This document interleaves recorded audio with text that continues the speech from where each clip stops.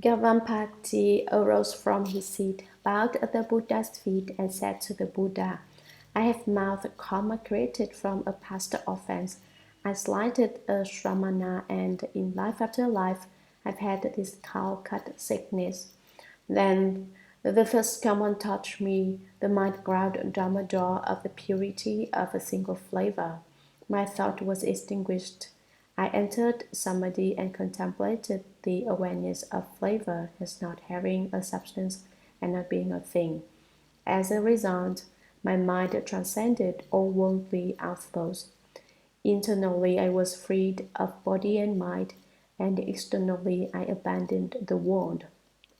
I left the three existences far behind, just like a bird released from its cage. I separated from filth and wiped out defilements, and so my Dharma eye became pure and I accomplished Arhatship. The first common certified me in person as having ascended to the path beyond learning. The Buddha asks about perfect penetration. As I have been certified to it, returning flavor and turning awareness around is the superior method. Pilindavatsa rose from his seat, bowed at the Buddha's feet, and said to the Buddha, When I first left home to follow the Buddha and enter the way, I often heard the first common explain that there is nothing in this world that brings happiness. Once when I was begging in the city, I was reflecting on this Dharma door and did not notice a poisonous thorn on the road until it had pricked my foot. My entire body experienced physical pain, but my mind also had an awareness. Though it was aware of strong pain and recognized the feeling of pain, I knew that in my pure heart there was neither pain nor awareness of pain. I also thought, is it possible for one body to have two awareness? Having reflected on this for a while, my body and mind were suddenly empty. After 21 days, my outflows disappeared. I accomplished Arhatship and received certification in person and a confirmation that I had realized the level beyond learning. The Buddha asks about perfect penetration as I have been certified to it. Purifying the awareness and forgetting the body is the superior method. Saputi arose from his seat, bowed at the Buddha's feet, and said to the Buddha, From distant compass until now, my mind has been unobstructed. I remember as many of my past lives as there are sands in the Ganges River. From the beginning, in my mother's womb, I knew emptiness and tranquility, to the extent that the 10 directions became empty, and I caused living beings to be certified to the nature of emptiness. Having received the first common revelation that the enlightened nature is true emptiness, that the nature of emptiness is perfect and bright, I attained Arhatship and suddenly entered into the first common sea of magnificent, bright emptiness. With knowledge and views identical with the Buddha, I was certified as being beyond learning. In the liberation of the nature of emptiness, I am unsurpassed. The Buddha asks about perfect penetration. As I have been certified to it, all appearances enter into nothingness. Nothingness and what becomes nothingness both disappear. Turning Dharma's back to the void is the foremost method. Shariputra arose from his seat, bowed at the Buddha's feet, and said to the Buddha, From distant compass until the present, my mind and views have been pure. In this way I have undergone as many births as there are grains of sand in the Ganges. As to the various transformations and changes of both the mundane and the transcendental, I am able to understand them at one glance and obtain non-obstruction. Once I met the Kashyyapas on the road, I walked along with the brothers. They spoke about causes and conditions, and I awakened to the boundlessness of my mind. I followed the Buddha and left the home life. My seeing awareness became bright and perfect. I obtained fearlessness and became an Arhat. As one of the Buddha's elder disciples, I am born from the Buddha's mouth, transformationally born from the Dharma. The Buddha asks about perfect penetration, as I have been certified to it, for the mind and the thing to emit light, and for the light to reach throughout. Knowing and seeing is the foremost method. Universal worthy Bodhisattva arose from his seat, bowed at the Buddha's feet, and said to the Buddha, I have been a Dharma prince with as many thirst come ones as there are sands in the Ganges. The thirst come ones of the 10 directions tell their disciples who have the rules of a Bodhisattva, who cultivate the universal worthy conduct, which is named after me. World-honored one, I use my mind to listen and distinguish the knowledge and views of living beings.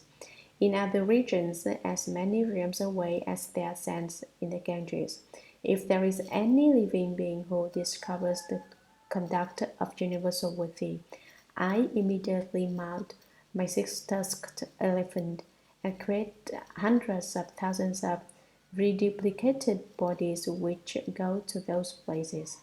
Although their obstacles may be so heavy that they do not see me, I secretly wrap their crowds, protect and comfort them, and help them be successful. The Buddha asks about perfect penetration. The basic cause I speak of in my case is listening with the mind to discover and distinguish that is. This is the foremost method. Sudarananda arose from his seat, bowed at the Buddha's feet, and said to the Buddha, when I first left home and followed the Buddha to enter the way, I received the complete precepts, but my mind was always too scattered for samadhi, and I could not attain the state of having no outflows. The world-honored one taught Kaustila and me to contemplate the white spot at the tip of our noses. From the first I contemplated intently. After 3 weeks, I saw that the breath in my nostrils looked like smoke when I inhaled and exhaled. My body and mind became bright inside, and I perfectly understood the external world, so the point that everything became empty and pure like crystal. The smoky appearance gradually disappeared, and the breath in my nostrils became white. My mind opened, and my outflows were extinguished. Every inhalation and exhalation of breath was transformed into light, which illumined the 10 directions, and I attained Arhatship. The world-honored one predicted that in the future I would obtain Bodhi. The Buddha asks about perfect penetration. I did it by means of the disappearance of the breath until eventually the breath emitted light and the light completely extinguished my outflows. This is the foremost method. Purnamaicha Yaniputra arose from his seat, bowed at the Buddha's feet, and said to the Buddha, for vast compass I have possessed unobstructed eloquence. When I discuss suffering and emptiness, I penetrate deeply into the actual appearance, and in the same way, I give subtle, wonderful instructions to the assembly concerning the secret Dharma doors of as many thirst come ones as there are sands in the Ganges. I have also obtained fearlessness.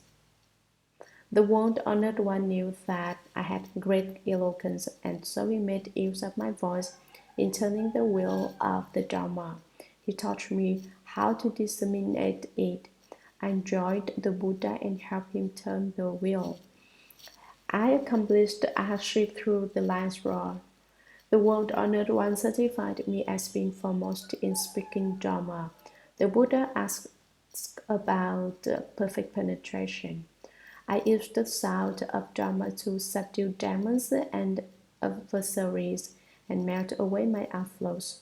This is the foremost method. Upali arose from his seat, bowed at the Buddha's feet, and said to the Buddha, I followed the Buddha in person when he fled the city and left the home life. I observed the third command endure 6 years of diligent asceticism. I watched the third command subdue all the demons, control adherents of external paths, and become liberated from all outflows which were based on worldly desire and greed. I based myself on the Buddha's teaching of precepts encompassing the 3,000 awesome deportments and the 80,000 subtle aspects. Both my direct karma and my contributing karma became pure. My body and mind became tranquil, and I accomplished arhatship. In the third commons assembly, I am a governor of the law.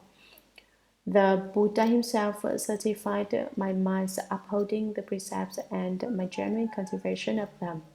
I am considered a leader of the assembly. The Buddha asks about perfect penetration.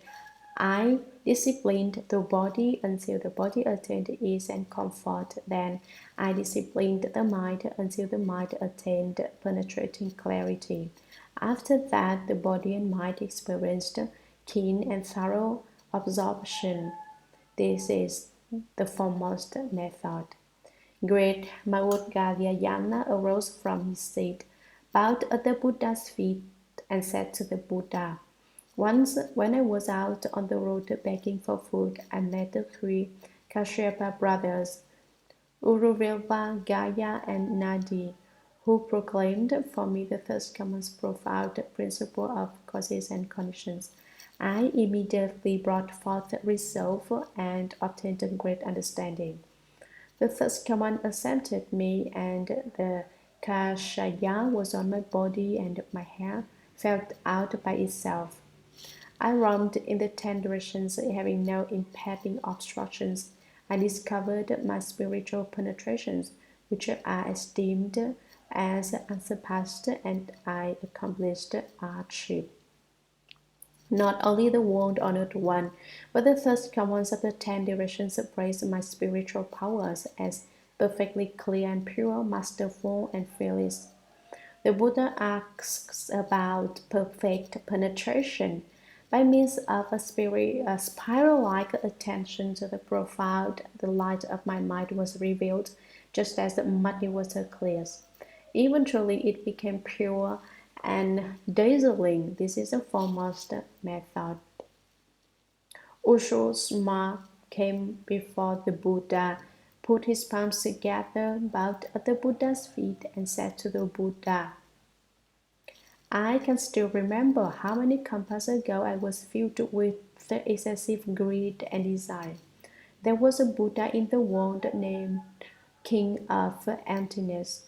He said that people with too much desire turn into a raging mass of fire. He taught me to contemplate the coolness and warmth throughout my entire body. A spiritual light coalesced inside and transformed my thoughts of excessive lust into the fire of wisdom. After that, when any of the Buddhas summoned me, they used the name Firehead. From the strength of the firelight samadhi, I accomplished arhatship. I made a great vow that when each of the Buddhas accomplishes the way, I will be a powerful knight and in person subdue the demon's hatred. The Buddha asks about perfect penetration. I used attentive contemplation of the effects of heat in my body and mind until it became unobstructed and penetrating, and all my outflows were consumed.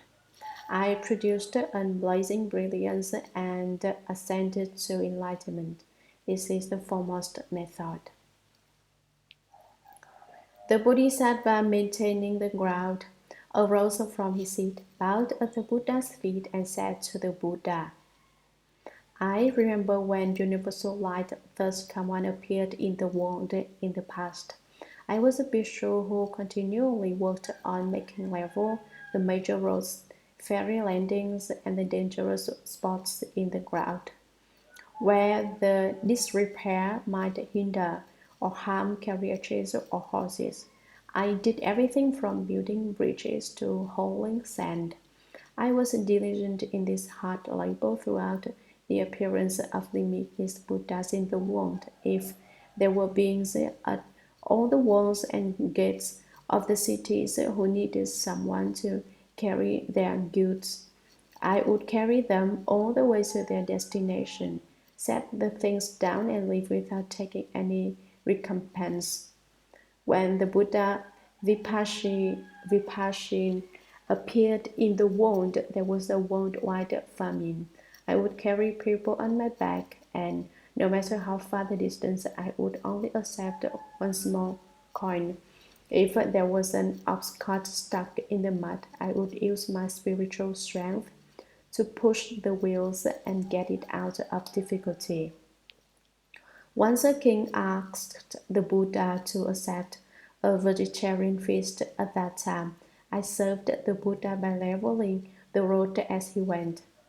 Vipashin thus came and rubbed my crown and said, "You should level your mind and ground, then everything else in the world will be level." Immediately my mind opened up, and I saw that the particles of earth composing my own body were no different from all the particles of earth that made up the world. The nature of those particles of dust was such that they did not connect with one another, nor could they be touched by the blade of sword.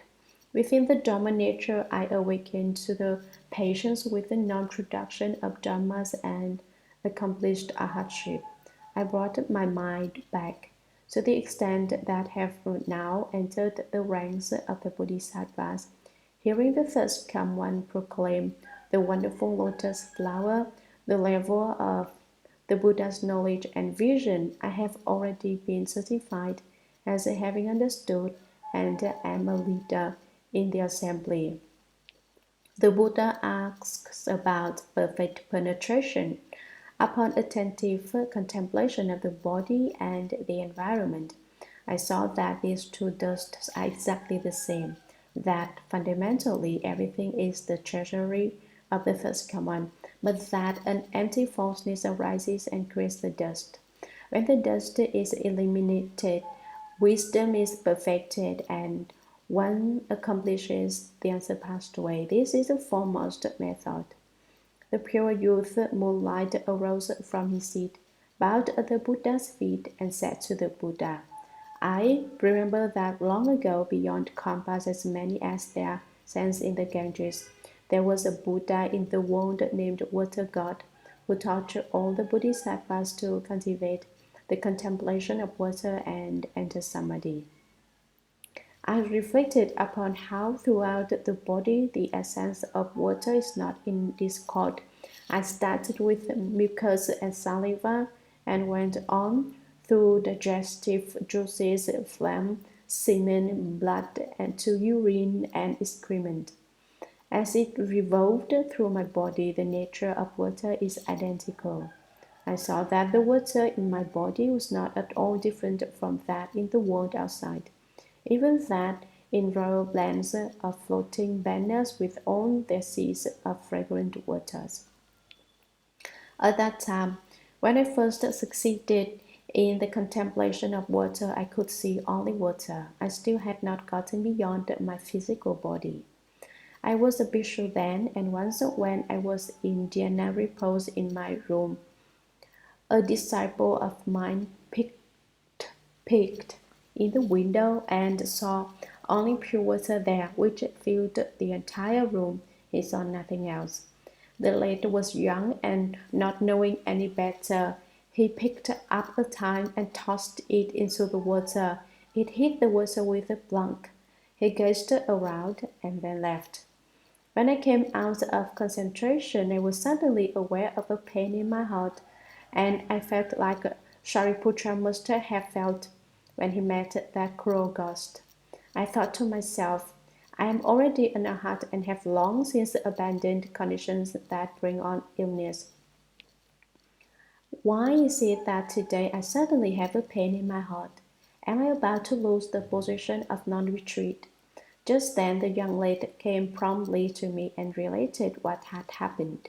I quickly said to him, "When you see the water again, you may open the door, wade into the water, and remove the tile." The child was obedient, so that when I re-entered Samadhi, he again saw the water and the tile as well. He opened the door and took it out. When I came out of concentration, my body was as it had been before. I encountered limitless Buddhas and cultivated in this way until the coming of the third Kamwan, king of masterful penetrations of mountains and seas. Then I finally had no body. My nature and the seas of fragrant waters throughout the 10 directions were identical with true emptiness without any duality or difference. Now I am with the first one and am known as a pure youth, and I have joined the assembly of Bodhisattvas. The Buddha asks about perfect penetration. By means of the nature of water, I penetrated through, so the flow of single flavor, and I obtained patience with the non-production of dharmas and the perfection of bodhi. This is the foremost method.